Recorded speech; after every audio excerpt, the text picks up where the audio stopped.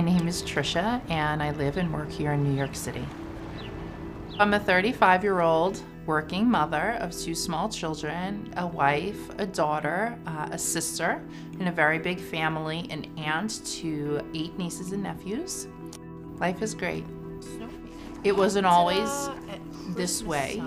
It took a long while to get where we are today. Back in August of 2008, I went for a routine gynecological checkup, and the first test that I took was a traditional pap test that has the HPV screen. Then when it was revealed that I did have HPV and tested positive for HPV, my doctor recommended and performed a colposcopy. It was Juliana's first day of pre-kindergarten, and I had taken her to school and then got the call from the doctor's office that he wanted to speak to me in person. And you're usually not getting those calls because you won the lottery. I knew it wasn't good news, so I just left work in middle of the day and just said, all right, we're going to the doctor's. So we went, got the news. The first thing he said to me was, do you want to have any more children? And as I say that to you right now, it literally took my breath away then as it does right now, because I did. And I immediately knew the sky was falling, that this wasn't a, hey, good news, want to see you kind of visit. This was something really terrible. So I just remember sitting straight up in my chair as literally my life was sucked right out of me. And I said, cut to the chase. What is going on here? The second test revealed apparently that I had the early stages of cervical cancer, specifically adenocarcinoma in situ. I never thought that in my early 30s I'd be dealing with intense, emotional, physical situation like this.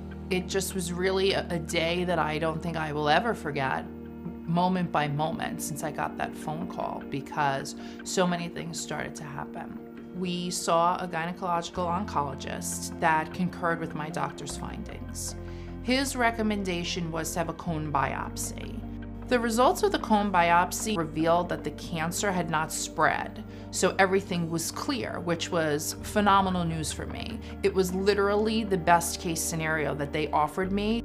After hearing that information over the phone from my surgeon's office, the first question I asked was, can I have another baby? And they said, without a doubt, you need to have a hysterectomy at some point. So you need to weigh that into your timeline of recovery from the cone biopsy, potentially getting pregnant, having a baby, and then having to have a hysterectomy. So that was now the next step of decision making.